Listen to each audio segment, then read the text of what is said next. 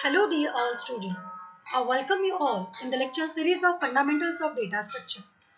By the review lecture, you might come to know that why we should learn the data structure. Let me start with the basic data structure in C, array. In today's session, we are going to cover the concept array. At the end of this session, I expect my student will be able to use the array in their C programming. These are the reference book which will add more values in your knowledge. While we are developing any C programming, then we are focusing on some data. Means what is the purpose of our program? Assume that I want to implement a one program for the addition of two numbers or basic application like calculator. Then we are requiring some data, means some values. What values we are expecting? For the addition of two numbers, we can do the addition of 10 and 20, or we can do the addition of 10.10 or 20.10. So while we are taking this data, what type of data we are considering? That means the data types comes into the picture. If we are going for the 10 and 20, then it is integer value, and 10.10, 20.10, it considered as a floating point value. These data types are broadly categorized in two parts into the C programming: primary data types and derived data type. The primary data types are called as the basic data type like integer, float, character, void, and derived data types are derived from this primary data type.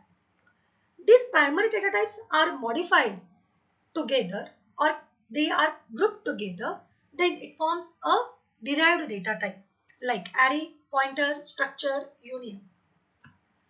The primary data types are nothing but like our integer variable, floating point variable, character variable, and the void. Void means does not have any value. Where we are using the void? Yes, we are using the void specifically in main function, void main, right? If a function is not returning anything to its calling function, that time we are using void. Void indicates it does not return any type of value. But what is happening with this primary data type? If we are going to use a simple variable, then what happened? At that one time, we can able to store only one value. Means it can be able to handle only limited amount of data. Means if I am going to store 10 value, that means I need to declare integer x. So x will be able to store only 10 value of type integer. Then what does the compiler will do? While we are declaring integer x, then compiler allocates some memory. How much memory it will allocate? It depends upon what is the size of that data type. If it is an integer, then it requires 2 bytes. The integer can be signed integer, unsigned integer, short integer, long integer, etc. Floating data type requires 4 byte size, and for the character it requires 1 byte size. Means the compiler reserves that much amount, and at a one time it will able to hold only the value 1. At a time only one value will be stored. But if I would like to store the roll numbers of my whole class, in my class there are 80 students, then how do I maintain the roll number of that 80 student? Am I going to write integer A1, comma A2, comma A3 up to A80? Means do I need to declare 80 variables to store the value? Because A1 will store only one student, A2 will store for the second student. Then of course this is not the good programming. So in many applications we need to handle such a large amount of data. Means we are requiring that data, means we are reading the data by the user, we are performing some operations on it, and we want to display that data. So for this reason, such a primary data types will not be helpful to us. C supports a derived data type. That derived data types are nothing but derived from our primary data types. If I want to store the 80 students roll number, means what I am doing, I am going to store roll number 1 to roll number 80 are all are of integer data type. Means I can able to declare that a one variable that is called as array. I am going to do the collection of 80 roll numbers or of same type like integer. That means array we can able to use. If I would like to maintain the student's information like his roll number and name, but now the roll number is an integer and the name is a string, then we can use structure. That's why we are calling the structure is a collection of heterogeneous data. Structure and union are of the same concept, but only the basic difference is that how much size or memory they are going to be occupied.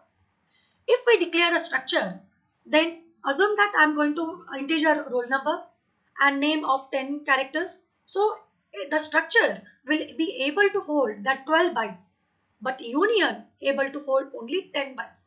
That means it occupies the common space. The fourth one is the pointer. The pointer is called as indirect reference to that variable. Means for example, if someone wants to come anyone's house, then what we are doing? We are asking that, do you know that XYZ person's house? Right? But that person is living suppose in flat number 10. Then we are also asking, do you know where is the flat number 10? Right. Means to that particular person, we are going to identify his address by his name and by his address. Of course, we need to reach to that particular building or the apartment first. So, what is array? Array is referred as structured data type. An array is a fixed size sequence of collection of elements. But these elements are of same data type. Means in array is we are grouping similar type of data.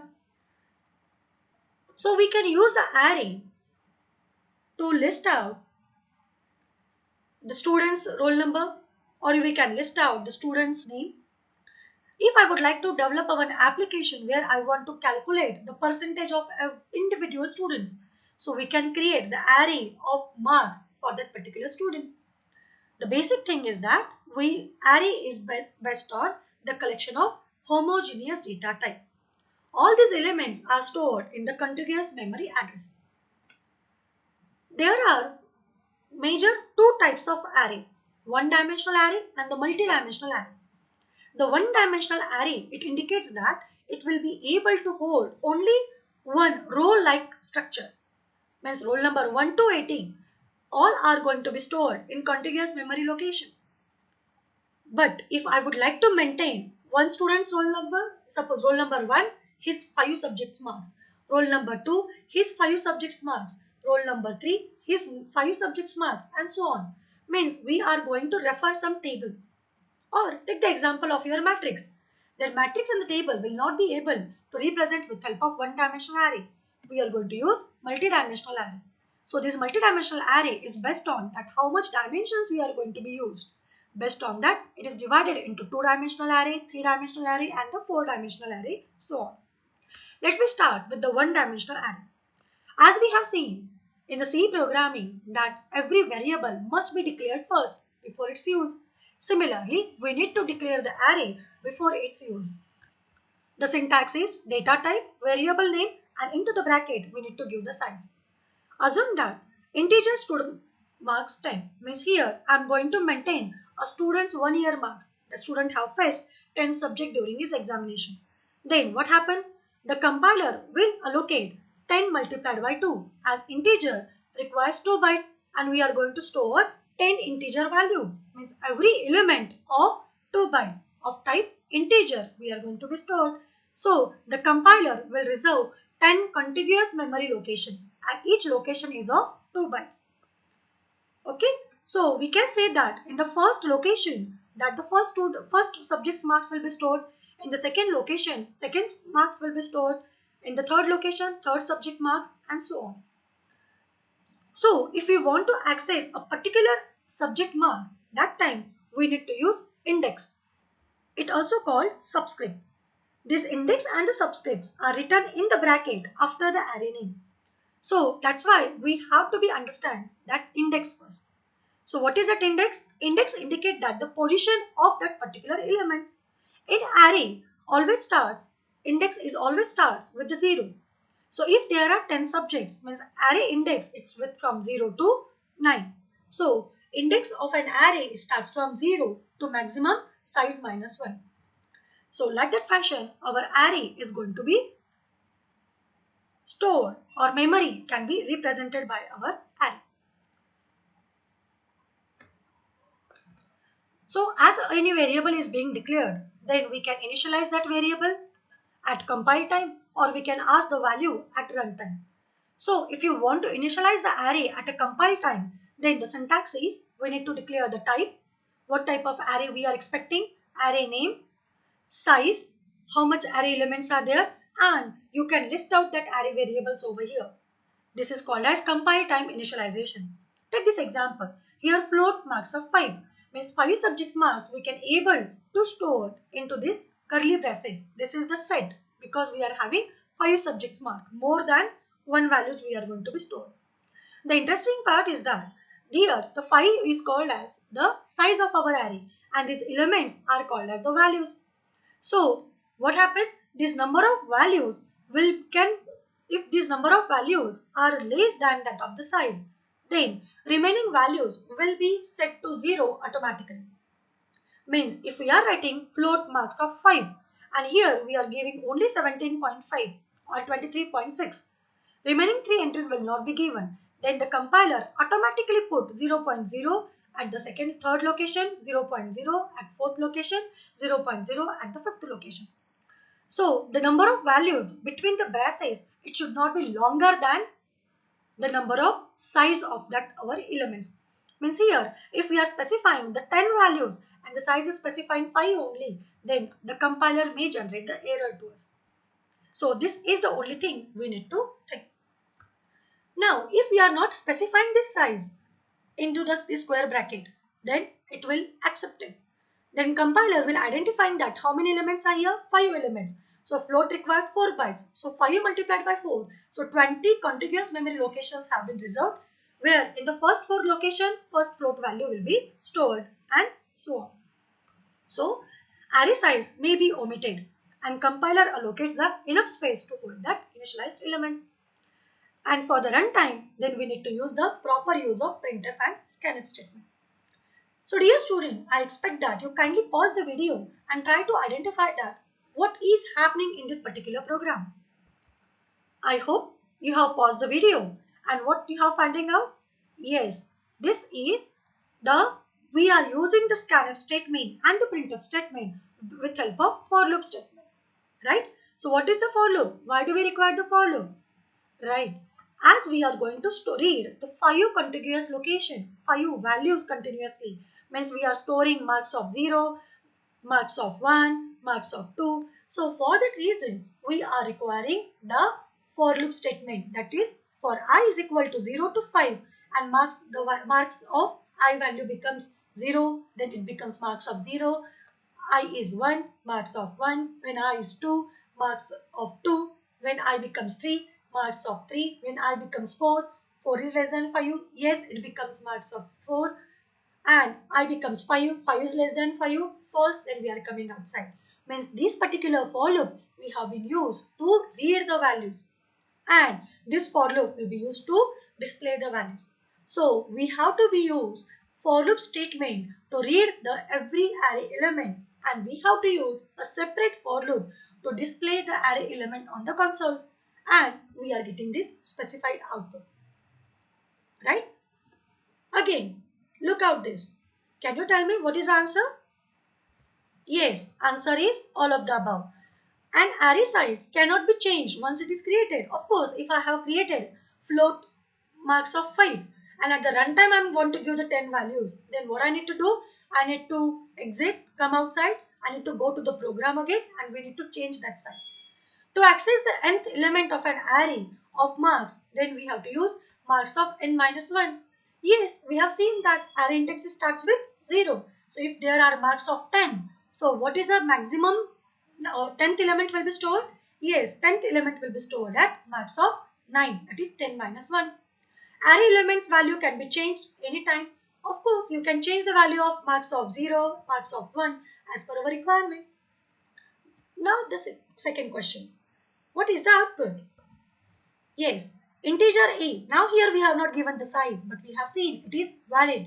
The compiler will take the value size is 4. So a of 0 is 1, a of 0 is 1, a of 0 is 2, a of 0 is 1, a of 1 is 2, a of 2 is 3, a of 3 is 4. Similarly, 4 is specified. So B of 0 is 5. B of 1 is 6. B of 2 is 7. B of 3 is 8. And we want to display A of 0 and B of 0 means first element and first index, that is index starts with 0. So what is the first element? 1 and 5. Then output is 1 and 5. Okay.